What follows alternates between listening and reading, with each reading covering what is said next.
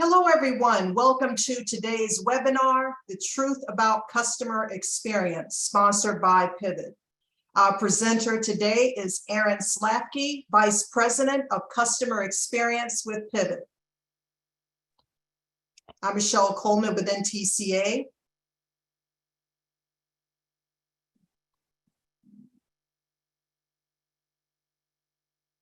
All right, well, that's my cue. Thank you so much, Michelle, for introducing this. And thank you, everyone, for joining us today. It's so great to be here today. I'm super passionate about the topic of customer experience, or for those of you who are at co-ops, member experience. I hope that comes through and that it's a little bit infectious to you as time goes on, a little bit of contagion there. But of the good kind. Anyway, so yes, we're going to talk about customer experience. We're going to dispel a few myths, and I hope that you'll go ahead and use the Q&A function to lob some questions. I know there's one already in there that's actually one for NTCA. I'll fob that one over to Michelle to answer about the presentation. But yeah, a little bit about me first. I'm Aaryn Slafky, as Michelle said. I'm the Vice President of Customer Experience for Pivot. I've been with Pivot since 2013, but I've actually been in the broadband industry, the rural broadband industry, since 1997. So quite a length there. In fact, I cut my teeth at NTCA before moving south to start my family with my husband here in North Carolina, where I still live with my family that grew once we moved south, and worked for a telephone co-op called Randolph Communications in Asheboro, North Carolina, before moving over and joining Pivot on the marketing side of things. So got a broad experience in sales, marketing, customer service, all pretty much from this industry. So that's me. You have my contact information on the screen, so feel free to note it in case you have any questions or comments. I'd welcome that. Love talking about customer experience. As you can see, I'm certified by within the industry through CX University. And I recommend that for those who want to pursue more and learn more about customer experience. Work with us and also seek your own certifications. So for those of you who may not know that much about Pivot, or maybe you need a little bit of a reminder, broadband is our jam. We got our start in 2004 in serving many cooperatives and commercial and family-owned companies just like yours. Many of us, like myself, come from the broadband industry.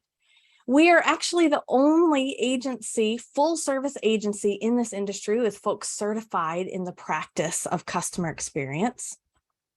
And one thing that's super fun, I think, about and amazing about working for a full service agency is that we can draw from all our different disciplines and experts within our agency to help us with our CX work, from research to training to coaching to marketing, developing websites that actually function well so that the customer's journey through your website is effective.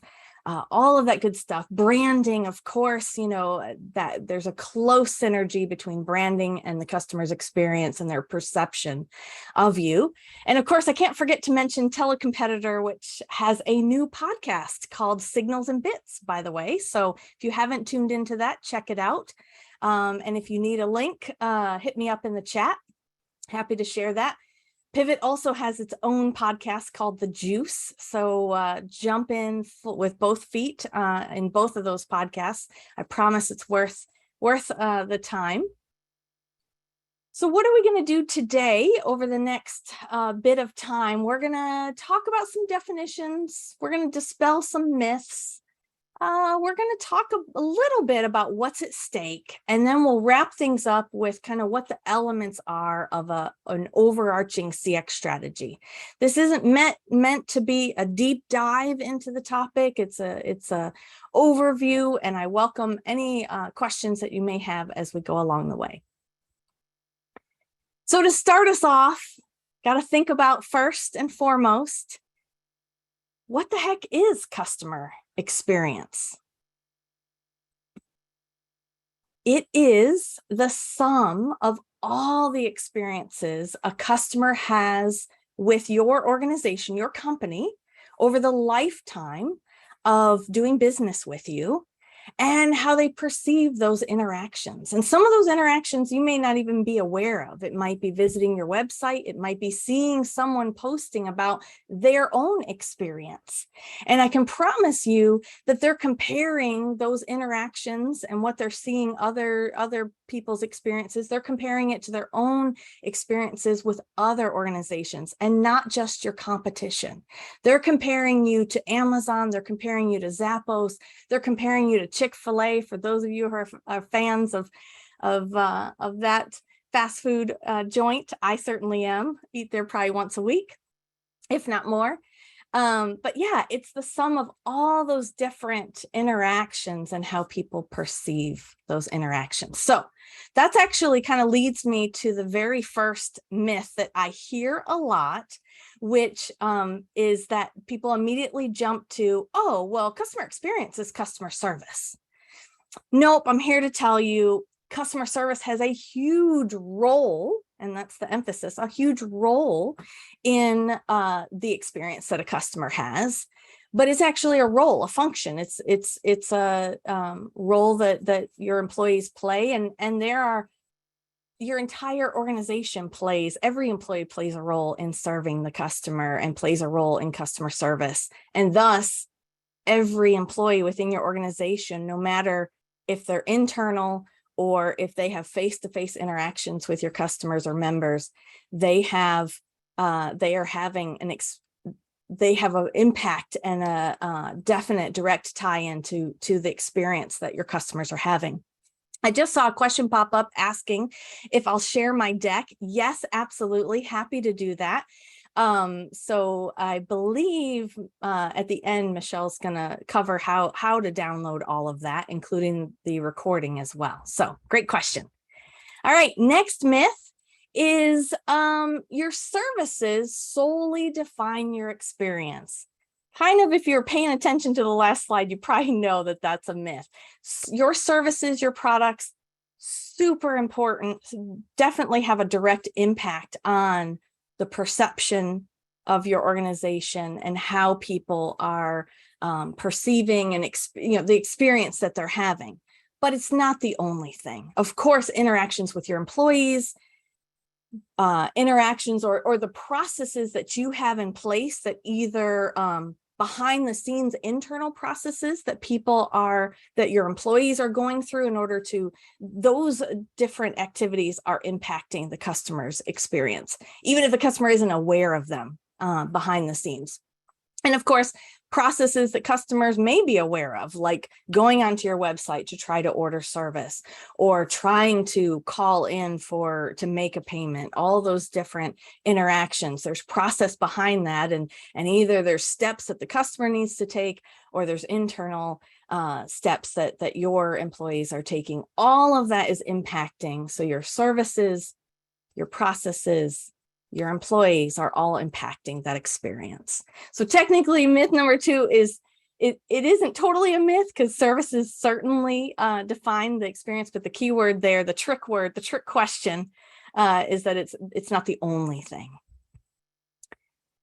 Myth number 3 is that CX is a marketing initiative. I hear that so frequently that, oh, that's a marketing thing. They'll take care of that.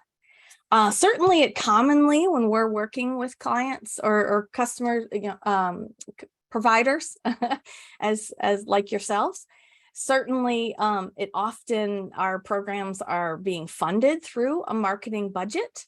But a successful CX strategy touches every aspect of the organization. It is system-wide, and it needs to be, because those processes and those services and those people I told you about just a moment ago, they're all impacting the experience. It's not just marketing. Myth number 4, employee experience does not impact customer experience. Wrong. At 100%, employee experience affects and impacts customer experience. And the reverse is true.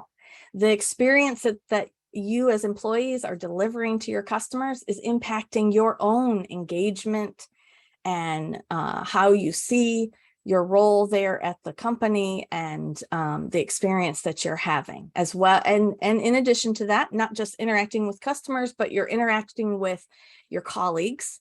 In some cases, many departments may not be customer facing and instead are, their customers are internal customers, but the work that you're doing still has an impact overall on the experience. And then finally, rounding out with our myths here is that not setting expectations is better than missing them. I want you to think about that for a moment. Imagine you don't tell someone what to expect.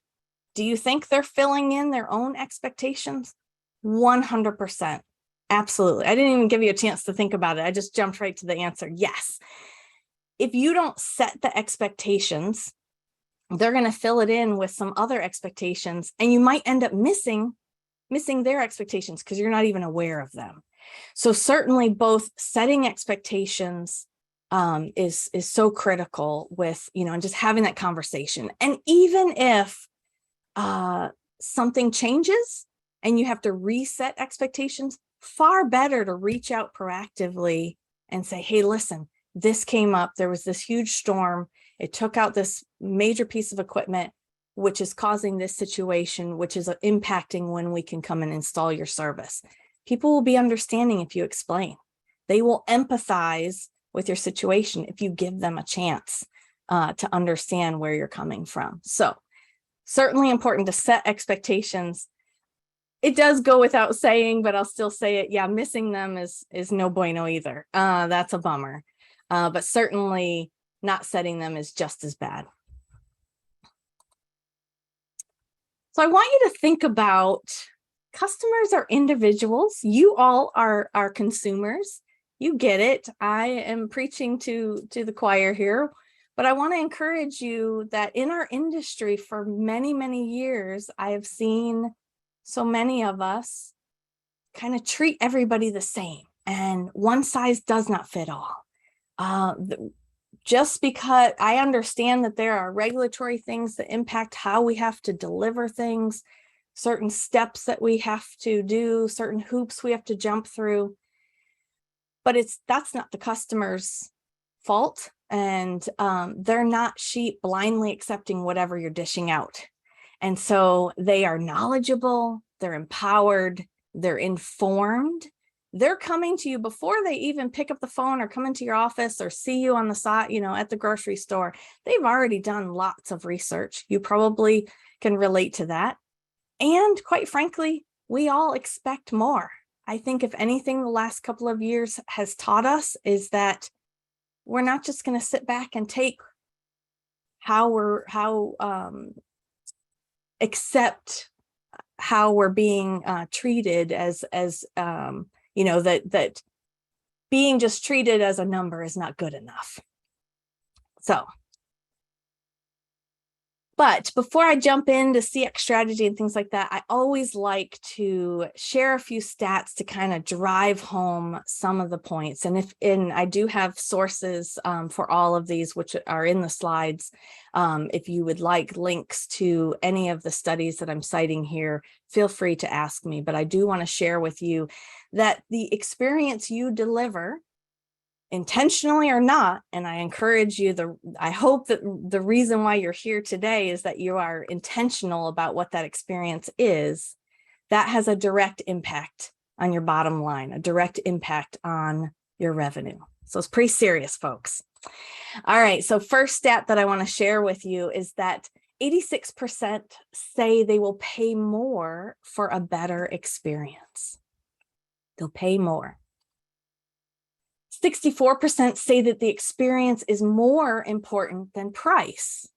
Price is always going to be a factor. Every research study I have ever been involved with in my time at Pivot, price has always, popped up, come up. It's certainly a factor. But the experience, 64% say that's more important than price. And then 57% have shared that they have stopped buying when the competition offered a better experience. Now, I should point out that this is not just a study of consumers of rural broadband.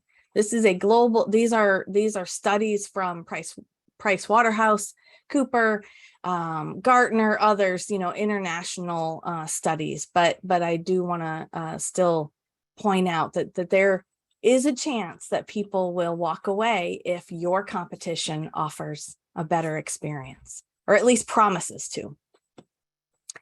And then finally, 89% say they have switched to a competitor after a poor experience. So that's contributing to that churn. Now, of course, if they don't have a choice, then they're probably sitting there complaining until they have a choice.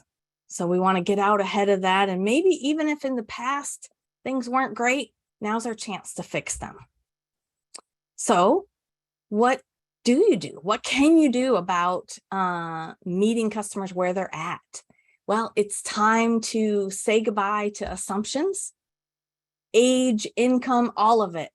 Don't assume anything. Ask open-ended questions when you're interacting, or when you're making a decision. Maybe you're not customer facing. Maybe you're in the boardroom talking about an equipment upgrade or a service upgrade, something like that.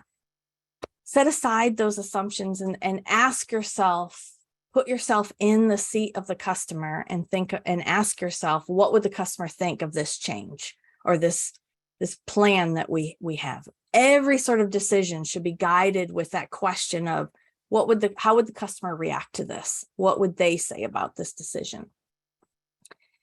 And look for those opportunities to maximize what you know about your market, collect data, use that data, what you know about your customers, what you know about the environment that you're serving. Look for those opportunities, ask them about their experiences in order to improve your services, your processes, and their experience overall. I have to also say, change is hard, especially a big change can take time. And so I just encourage you to stick to it, embrace that change, and ask the hard questions. Be the one in the room that says, hey, wait a minute, what would our customers say about that? Ask those hard questions. So next up, I want to cover the elements of a solid CX strategy. As I mentioned at the beginning, it's so much more than just simply the services you're delivering. There's so much more to a comprehensive customer experience strategy. So I want to dive into what makes a program, a effective CX program tick. I also would be remiss if I didn't say at this moment that Pivot can help you with all of this. And I hope you'll give us that opportunity, because this is what I live for. Okay, so first and foremost, and this is ongoing, this is not a one and done, this is ongoing. You need to be gathering feedback. That feedback can be coming from your customers. Your employees are a rich source of information. And they certainly are close enough to it to share good feedback about how things are working or not working. Talk to your prospects, those who haven't chosen you. Why is that? Maybe they tried and it was just too difficult. Find out what's making them tick, what would motivate them to choose you, and why they're not. And then, unfortunately, with the exception of, there's certain reasons why someone leaves that you just can't change. They move out of the area, things like that. But for those who leave, either for a competitor or you don't know why they've left, ask them, find out why. Find out if there was something you could have done to change to prevent them from leaving. There's a stat from Kolsky that is 1 in 26 people will tell you that they're upset about something, that they're having a problem. That means the remaining 25 are just sitting there waiting for the next chance to jump ship. 1 in 26 will tell you. That means there's a vast group of folks that may be unhappy, But if you give them a chance, and I should back up and clarify that 1 in 26 will voluntarily like call you up and complain kind of idea. But if you actually go out proactively to them and seek it, that's when you're going to get the real straight scoop. And so a customer feedback look kind of looks like this. I am not a designer, so this is my version of looking at this. But the first, you're going to be asking customers what their or employees or prospects or those who left, you're going to ask about. In the case of customers, you'd be asking them about what their experience was like. Then you're going to take all that data and analyze and plan. As you're collecting it, it's important, or even before you begin, you need to come up with a plan on how you're going to actively monitor what's coming in and how you're going to uncover those trends, how you're going to use the data. Now, what you do with the data, what changes you make, that's dependent on, of course, the information that you collect. But it's important to go into this with your eyes wide open with a plan, because oftentimes, and we have many, many clients that use our Voice of the Customer program for where we're surveying both in email and phone calls. We're surveying after an installation and after a trouble or repair or service call, or some kind of request for support. Oftentimes, when we are sending those surveys, some of the results are coming back with, hey, you didn't quite fix it, or this isn't quite meeting my expectations. They haven't taken the time to call you and tell you about it, but it's right there in that survey. So it's super important to have a system in place where you're able to monitor and react to those so that you can reset and have that second chance to make things right. Then, of course, as you're actively monitoring and uncovering those trends and figuring out things that you need to change and getting that feedback, once you've done all of that analysis, and of course this is ongoing, you're going to come up with some improvements, and it's time to implement those improvements. As you do that, it's important to consider, and not every change is tied to a metric, but many, many, many of them can be tied to a metric to measure the efficacy of your changes. Because how else will you know? Let's say you're making some changes in order to shorten the time from placing an order. This is a common one. Shorten the time from placing the order to when it gets installed. Trying to figure out, you're hearing feedback that they waited to, customers are saying, we waited too long. It was frustrating, those kind of things. So you work on that and you come up with some changes. Well, first you got to figure out what's the average today, and then be able to measure, are the changes we're making having a positive impact on that window in that case. So looking for those metrics. And then it's really important, again, as you continue this feedback loop, it might be a bit of a surprise. I don't know if this will surprise you, but when you make changes, when you respond to people's feedback, let them know.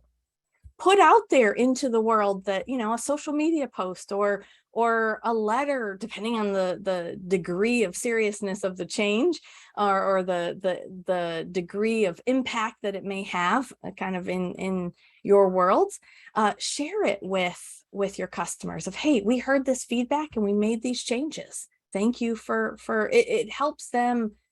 It affirms for those customers who took the time to give you that feedback that their voices matter and that you heard them.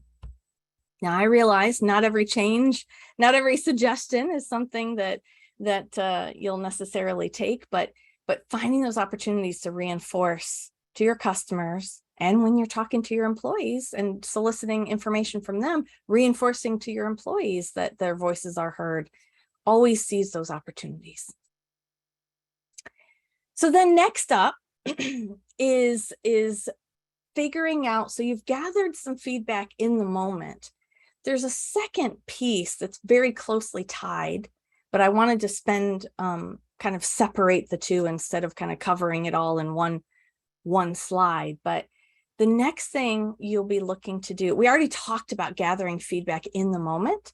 A variation on that that is very complementary and necessary is mapping out the interactions a customer has over a certain activity, such as getting new service. And it allows you to get specific and ask about particular interactions or touch points, as we call them. And so what that does is it allows you to hear from customers about their experiences at critical moments along their journeys. And then the idea is you map out those experiences, and you find out what's going on. And so here's an example of a map of a new customer, the journey that they take from across 4 phases. Now, this is not the end of their journey, it's the beginning. But why I always recommend to folks to start with the beginning, start with first things first, is when a customer is becoming a customer, it's such a critical moment where you are just building a relationship with them. You're just starting to build rapport. You haven't even earned their trust yet. You're starting to build upon it, and how you treat them, their interaction with your employees, their interaction with the processes to get service, all of that impacts, not only impacts their experience, but it impacts how much they trust you and the relation, their impression of things. And so we encourage folks to start off with looking at when people are shopping, kind of that pre-purchase. They haven't quite taken the step to order service, but they're looking around. Maybe they're looking at your website, they're looking at social media, they're looking at Google reviews, things like that. Super important. Looking at your marketing materials, of course. So, looking at different ways trying to learn more about you. And I see a question here about what does the number mean? Yes, great, thank you. I sort of stripped, this is a partial map here, stripping kind of some key pieces of information. So let me explain it a little bit better. Thank you, Robert. So we ask customers to rate on a scale of 1 to 5, 1 being poor, and 5 being extraordinary. And there's descriptions with each of those, that with each question it's repeated, where if someone gives you a 5, it says it was extraordinary. This interaction with your website, if that was the touch point we were asking about, exceeded my expectations. So 5 is what we're going for. And as you can see from this sample, no 5 averages here. There might have been a few folks that gave 5s, but overall the average of this group of respondents was below the 5 mark. So it kind of tells us what we need to strive for. And obviously poor being on the opposite end, that not only were expectations missed, but it was an absolutely poor experience. And so along the way, we're looking at when people are shopping, when they're purchasing, they're placing an order with you, whether it's, a variety of ways to be placing that order, when the services are being installed. And that kind of phase can cover, appointment reminders, things leading up to the installation. Maybe it's a brand new, never been served customer, and there's fiber drop that needs to be placed, put in, other work that needs to be done before actually they're connected inside the home. All those different touch points are impacting and can be great things to ask about when talking to customers about their experience. And then finally, post-installation, which you could say, well, that's pretty broad, Aaryn. And it is, but we're looking at kind of the first, they've gotten their first bill, maybe they've called for support or to ask a question, kind of the first 30 or so days after getting service, 30 to 45 days. So this is an example of mapping out the journey of a brand new customer getting service. And you can map out a journey of a residential customer, a business customer. We want to look at, we look at different things, different demographics based on age and income and gender, in order to see if there's different experiences based on that or reactions. We're also looking at technology and geography. So maybe there's a certain part of your area or certain aspect, certain type of within your network. You might have copper and fiber and maybe even some fixed wireless. Looking at, are there different, are those consumers in with those different services having different experiences? So hopefully that answers your question there. So once you've gathered all this data, and this can be ongoing as well, take a little bit of water there. This is your chance then to, once customers have told you how they're feeling about those different interactions, what their experiences were, it's your chance to identify the opportunities. We're looking for the good, the bad, the ugly. I like to say opportunities because I'm a glasses half full kind of gal, but and it's also kind of easy to get bogged down in the negative. But we're looking at, even if it is something negative, how do we turn that around? What's the opportunity here? What can we do to make this easier for the customer? What can we do to make this simpler for the customer? What can we do at this point to surprise and delight them? We're looking in the data, we're looking for that commentary about things that were painful or difficult, confusing, frustrating, annoying. We're looking to pinpoint those and then eliminate them. We're also looking for ideas that might lead us to, with a particular interaction, have a chance to make it a memorable interaction. There is such a thing in the CX industry as the peak end rule. And I won't spend a lot of time talking about it. I'll just leave you with this thought of when someone's going through an interaction overall, there's a peak. What they remember most is a peak moment of that situation and the ending. And it's interesting that proves out. I was just presenting yesterday with a client of ours, their customer journey map, and the installation phase had the highest ratings and a lot of positive comments. And I wondered, I believe that it is a good experience, but I also wondered if the level of details, because that's kind of, when you're getting your service, that's kind of the peak. That's the, yay, I have my stuff. I can now browse the internet and I can work from home and I can game and I can do all these things. I can stream and with this great new service. And so it's kind of the peak of the moment. And so super important to make that peak awesome and look for those opportunities to delight the customer, because it's actually one of the areas that they're going to remember. The flip side, if it didn't go well, you tracked in some mud or, things, you were late or, different things like that, they're going to remember that just as much as the positives. So what we're looking for in the data and looking at our processes is how to delight customers, how to be different from your competition, how to make it enjoyable. And I want to emphasize here, not every interaction has to be this big wow, like, oh my gosh, balloons and confetti. But let's make it at least enjoyable, pleasant, easy, not hard. Kind of said the same thing there. So then the next piece of your CX strategy is to set a framework to define what the experience is going to be. So now you have your roadmap of what things are like now. You know where the pain is, the frustration, the annoying. You've probably brainstormed at this point some ideas on how to delight the customer, how to make things easier, more enjoyable, perhaps cement a memory, those things like that.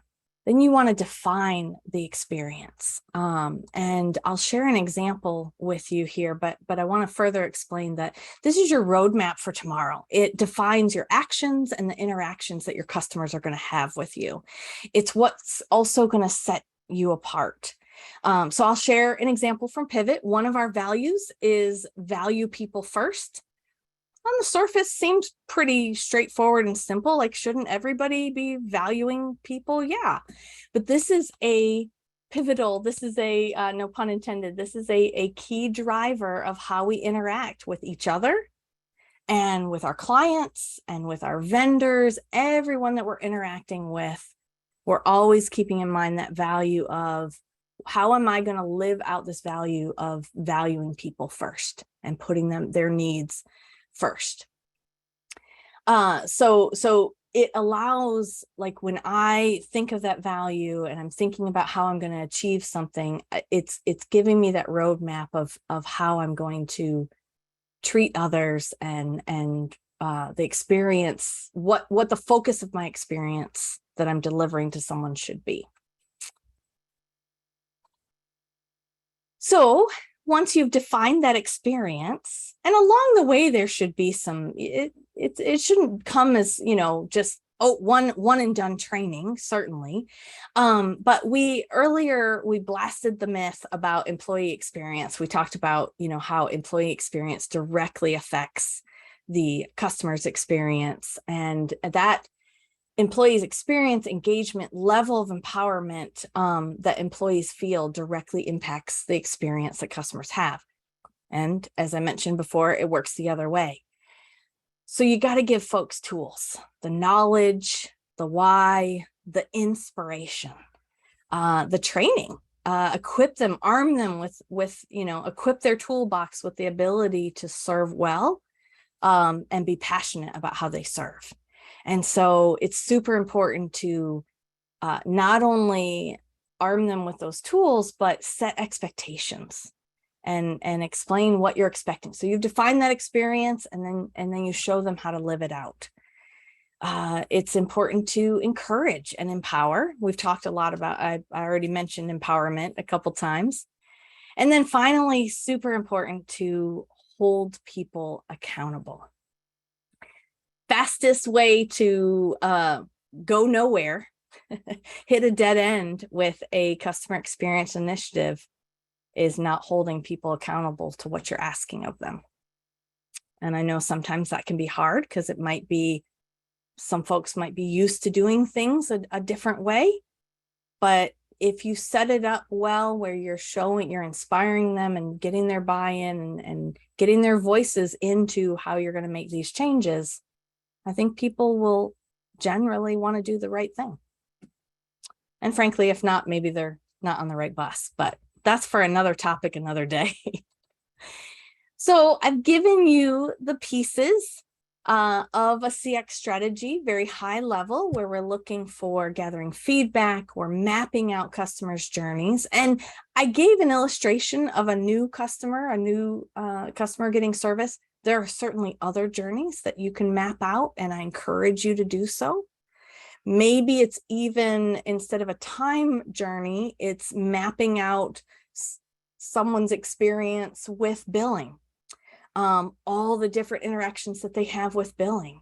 So from first getting service to making payments, to setting up auto pay, you know, all those different interactions with billing could be something that you mapped out, and look at ways to, I mean, let's face it, billing's not a fun thing, or making a payment is not fun, but imagine if you made it enjoyable or surprised people, what that might do. So mapping those different journeys, figuring out and then implementing those improvements, defining the experience. And I should say the improvements very much go hand in hand. I know I listed these separately, but it's not like you do one without the other. So you want to define that experience, and then those improvements need to be within, you know, it needs to make sense with the experience that you've defined. And then of course, bringing your team, you know, getting your team involved and continuing to keep them involved. We always encourage folks that we work with to establish a CX team. That team should be from different parts of the organization, so you can hear some different voices. It's a great opportunity. It's not necessary. It can be management, but it doesn't have to be. In fact, we like it if it's not. I see CX teams as kind of a field for a garden for encouraging people to grow in their leader. It's a professional development opportunity. They can grow in their leadership skills. And then you have sort of this central group of folks that can lead the efforts across the organization and help get buy-in across the organization. So that's what I have for you today. I was intending to try and not go the full hour, so it looks like I have succeeded with that, but I will turn to questions here. If you have any, feel free to pop them in the Q&A. I do see one question that I skipped over while I was talking, so let me just read it here for a moment.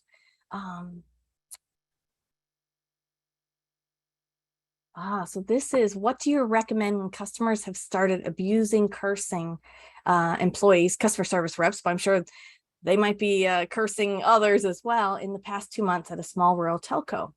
The company is contemplating cutting off service for abusive customers. Well, it's hard to fully answer that without knowing all the different what's going on there and what's happening in the community. But I think the first thing that I would start with before you leap to cutting folks off is trying to exercise the empathy skill and trying to figure out, put yourself in their shoes and figure out what's going on. And we even have an on-demand class about a course that talks about dealing with difficult customers that might help you with some of that. But I think first, kind of figuring out where they're coming from and what might be contributing to that. And then sometimes cooling off time is important to say, hey, listen, I really want to help you.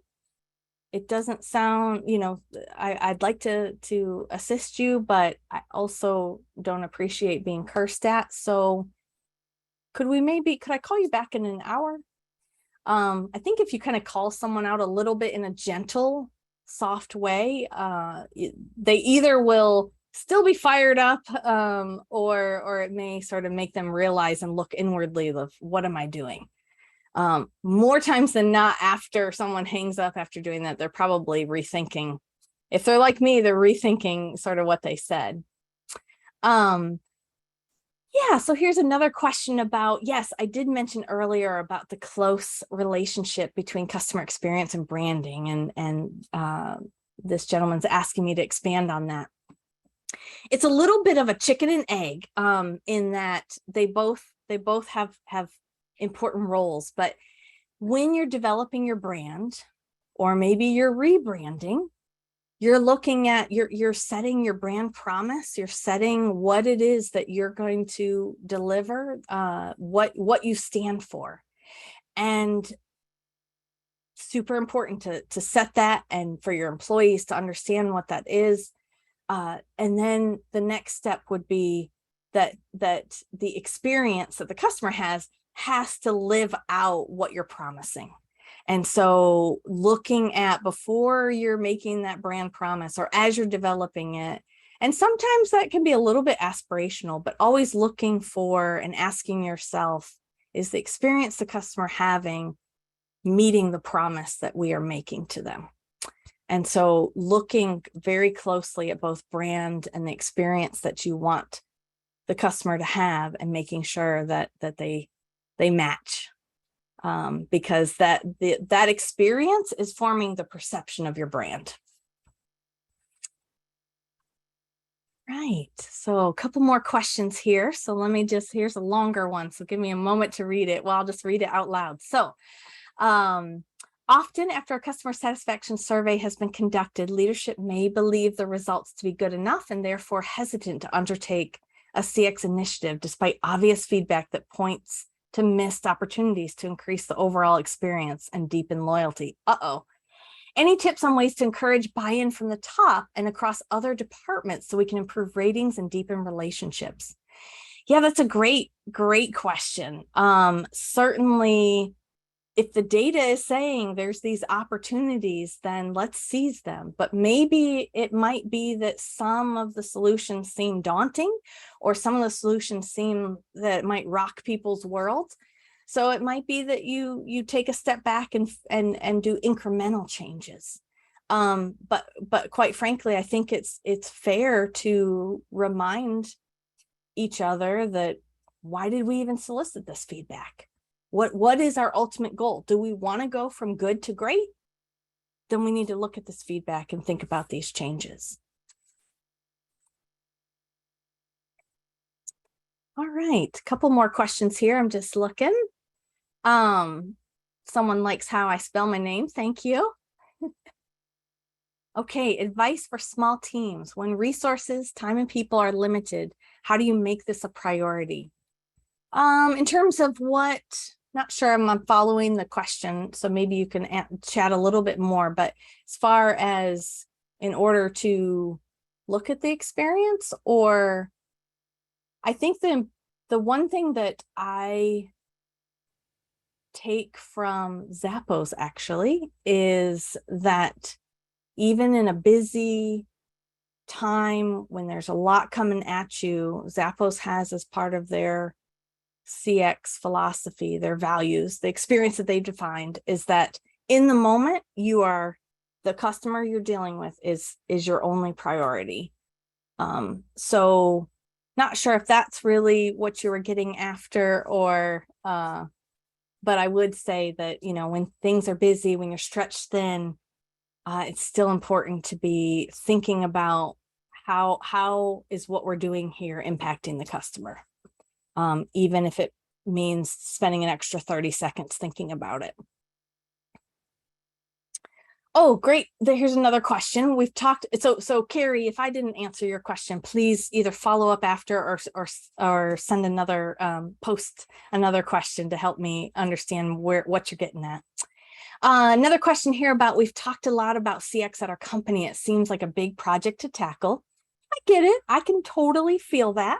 What's a good place to start? Ideas on how to get things going. Yeah, it is a big project. And in fact, and it's an ongoing project. Your work is never done, which I hope you don't see that as work is never done, but instead of like, how can we continue to get even better? How can we actually make the experience of our customers better, which in turn will make the experience of our employees better, and just, keep that momentum going.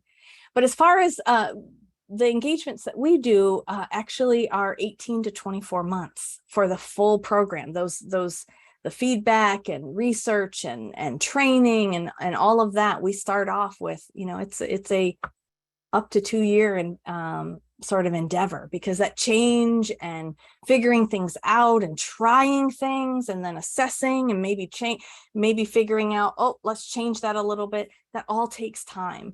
But as far as a good place to start, a couple different places, probably figuring out what I probably would start with the basics, actually, which is, I don't know why I even paused on answering this. I know this. Start where we start, which is an assessment of employees, kind of what their attitudes are related to customer experience and their own employee experience, and attitudes towards customer centricity. That's that idea of making decisions and taking actions from the perspective of the customer.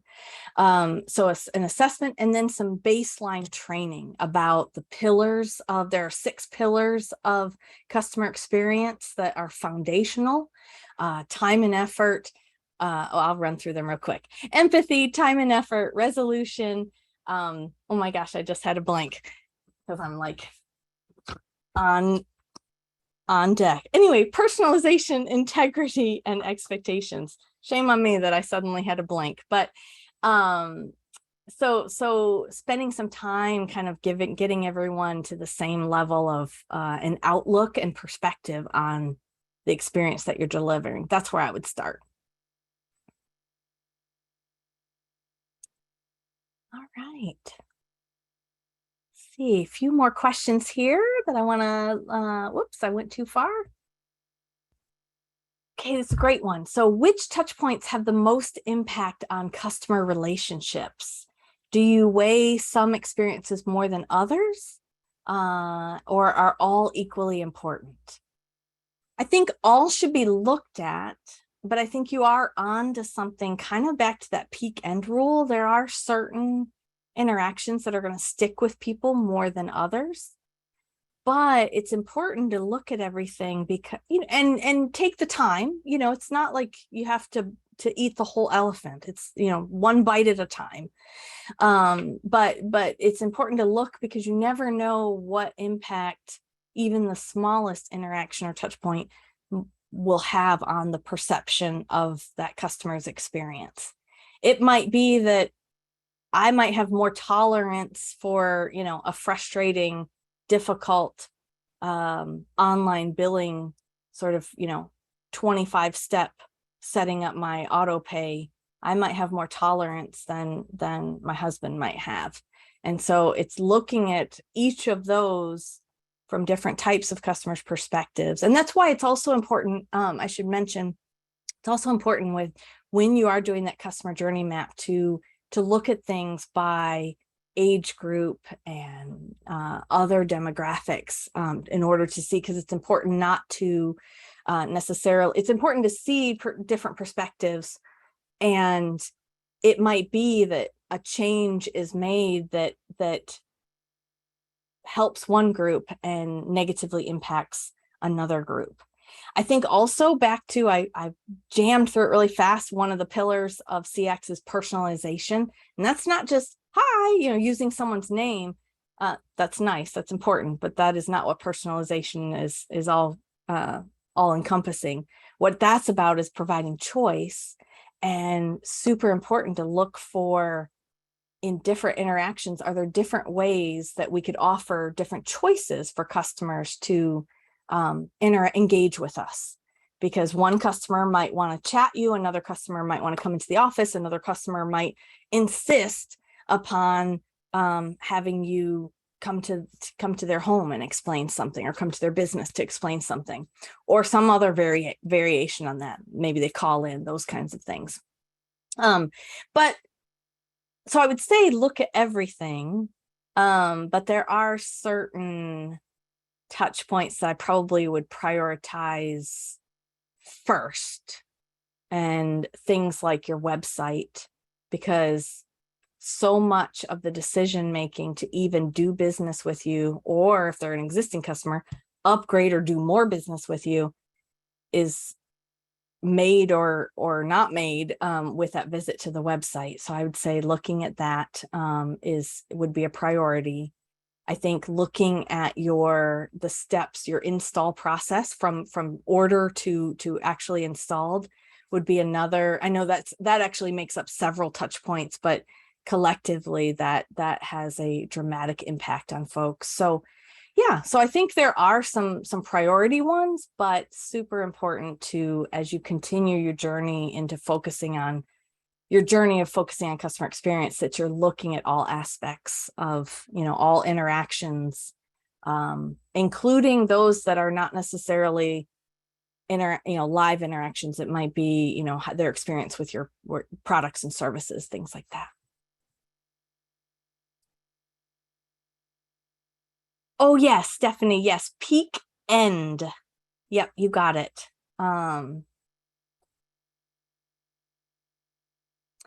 Okay, so peak end, to explain that. So the question is, what is an example of end if they are actively a customer? So it's not ending the relationship. So imagine you are hopping in your car and driving to get an ice cream. You get 2 scoops of your favorite salted caramel in a waffle cone, and you take your first lick. This is a bad example, but anyway, I'll keep going because here I am.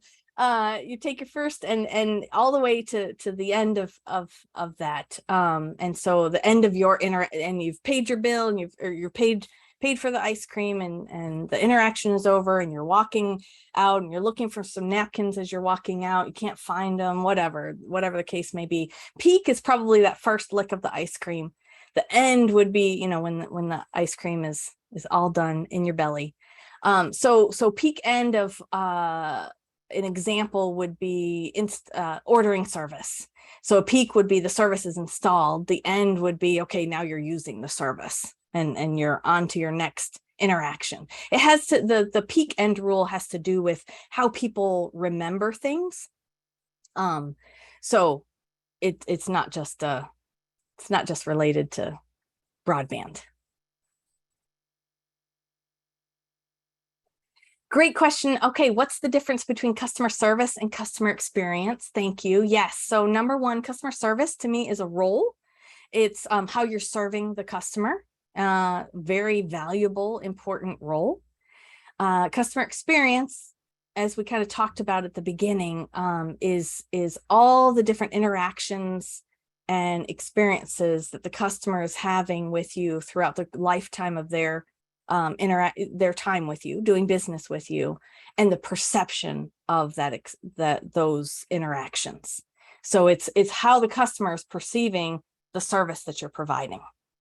So hopefully that answers your question or clarifies that a little bit more.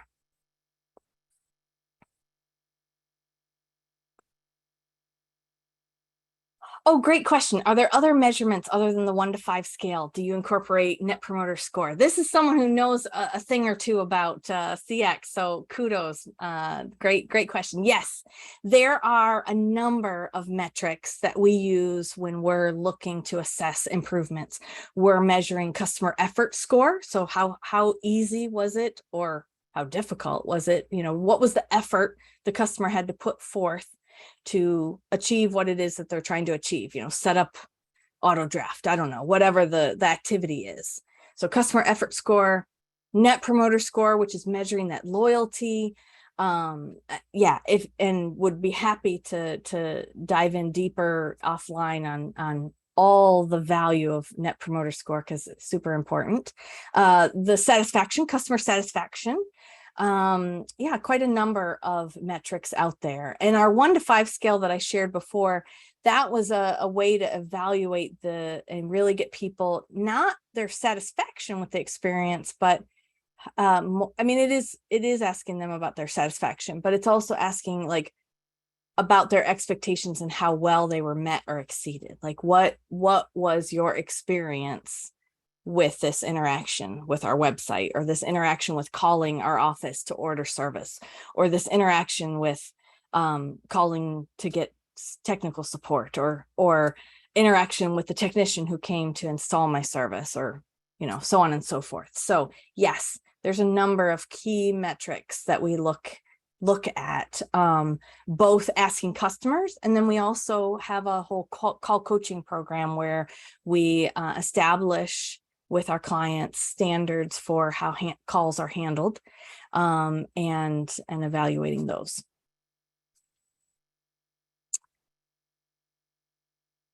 Oh yes, I will close out, because we are almost at the top of the hour here. So I will close out with the 6 pillars of customer experience.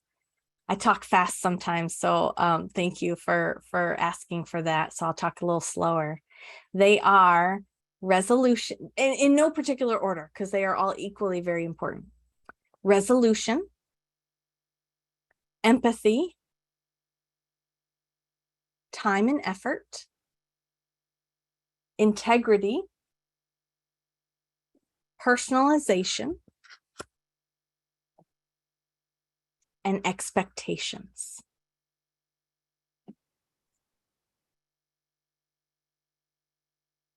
So empathy, personalization, integrity, expectations, resolution, time and effort. Look that up. Happy to talk to you more about that. Thank you so much, Aaryn, for a very informative presentation on the customer experience. And for those who would like to listen to the webinar later, Aaryn, is it okay if we post it on our website? Of course. Okay, great. So we will post it on our website. If you go to ntca.org, just click on the events tab, and you can see the webinars and archive webinars there. Thank you so much, Aaryn. We appreciate that very informative presentation. Yes, and I do have a pop quiz at the end. So if anyone would like these slides, just drop me a note, Aaryn@askpivot.com, or Michelle can get you to me. But yeah, a little pop quiz of some things to think about as you start embarking on this CX initiative. So All right. Thank you so much, Aaryn Slafky from Pivot, Vice President of Customer Experience. And thank you so much for joining us today. And we'll see you back at our next webinar. Have a great evening. Bye-bye. Bye.